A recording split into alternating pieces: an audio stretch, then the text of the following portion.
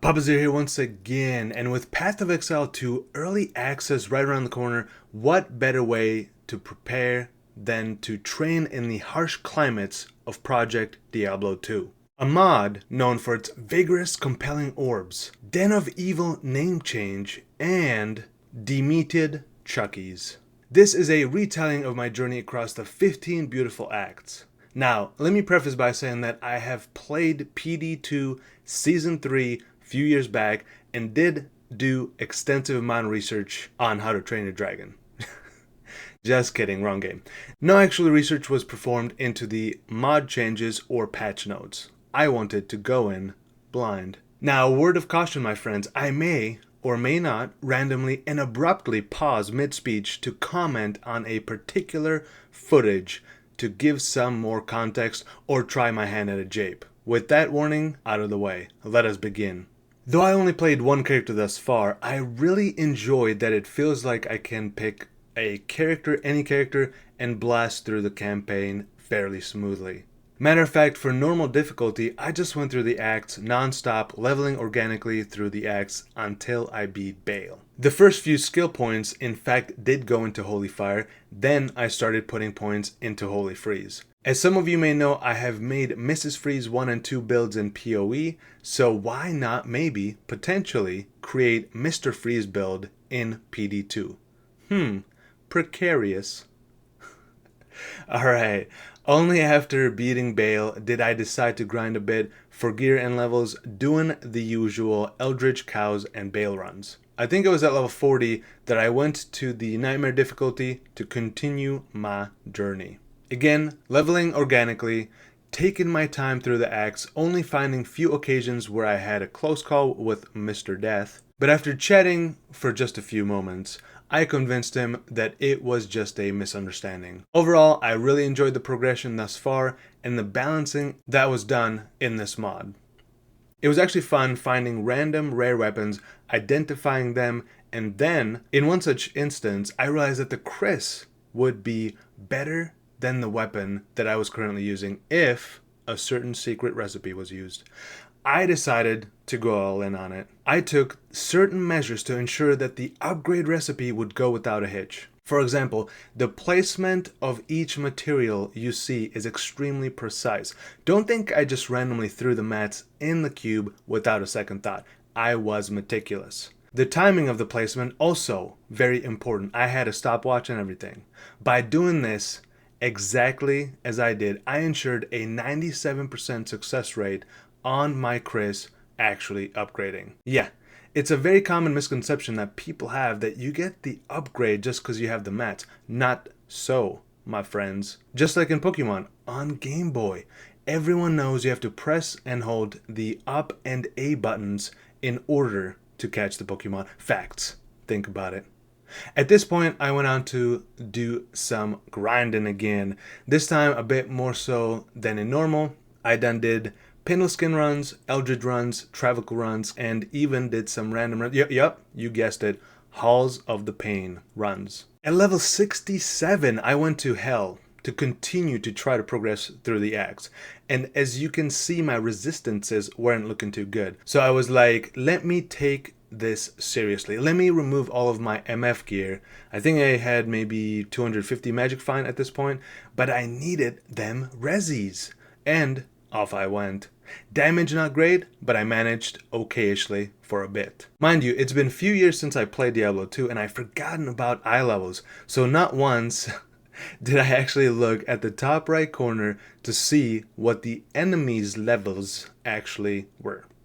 Keep that in mind for later, but I was going through the campaign, I got my first map, nice. Did have a couple of close calls again, but overall it was fine. It's almost as if the PD2 gods were giving me a false sense of confidence.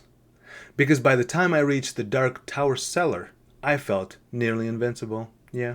Entering the shadowy, demonic cellar with overconfidence would be my downfall.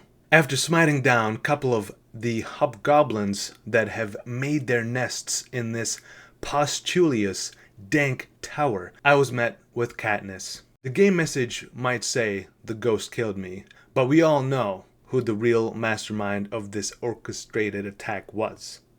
Did I get my revenge, you ask?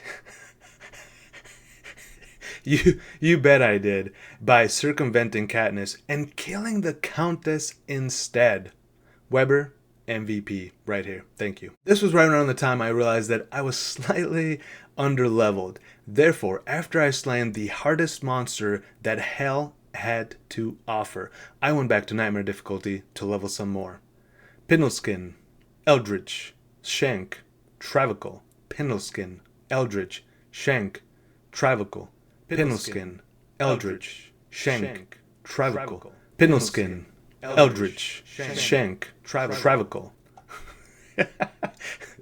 Just kidding, just kidding. Okay, I did do few runs, but not like an incredible amount. I didn't do like 5,000 runs, more like 4,500. After saving up, I was finally ready to purchase the weapon of my dreams, Shatter Blade. Alas, not having enough coin to satisfy the purchase price, I threw myself at the mercy of a gentleman and a scholar, Rockcliffe, who generously gave me the blade for free.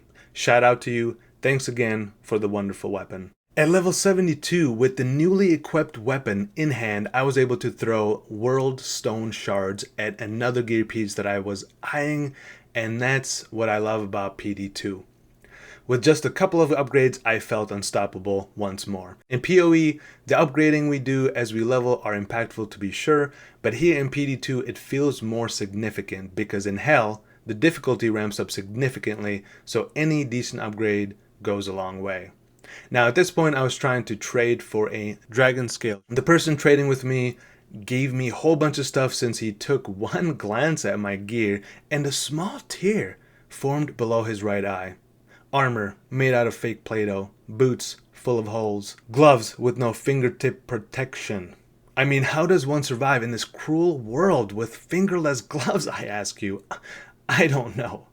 But he took pity on this old soul and hooked me up, so thank you.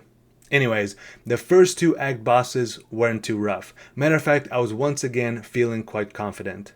That is, until I was met with Mephisto and his thugs.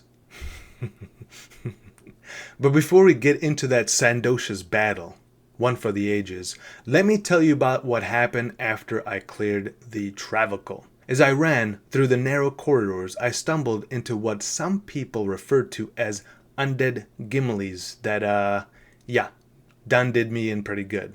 I've forgotten about those little buggers. My second death. I, however, was not going to be thwarted.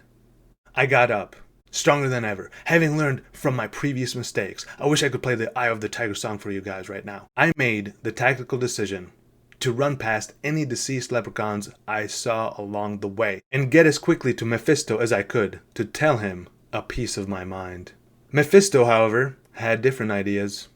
He wanted to hurt me badly. He was quite a handful, but with a bit of cheesing. I mean, I don't want to brag, guys, but the fight only lasted a cool 35 minutes. Yeah, nice. Beat that, task runners. Hellforge, Umrum, not terrible? Question mark. I don't know what the drop rates are here in this mod. I assume this is acceptable. Did I ponder deleting my character at this point and start a new one for a chance at a better rune? No. I don't think I'll answer that.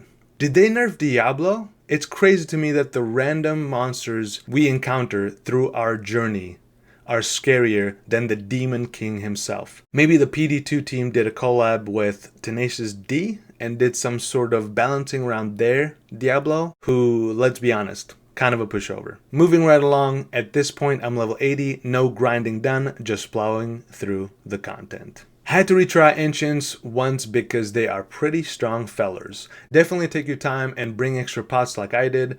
I had dang near full inventory of all kinds of concoctions. Concoctions. And I was nearly depleted of all of them by the end. However, luck was on my side. I was indeed victorious. This chapter I'm going to name The End is Night. Wait. Sorry, typo. That's my bad. Excuse me. The end is nigh. Did you just get chills? Pretty cool, right? Yeah, I know. I just made that up. Again, just like Diablo, this Bale guy, the one and only ruler of this red zone area, who should be extremely powerful, is kind of weak. What is going on? He reminded me of, have you guys seen the show Dinosaurs? Yeah. He reminded me of Earl's boss, Bradley P. Richfield, if he was feral.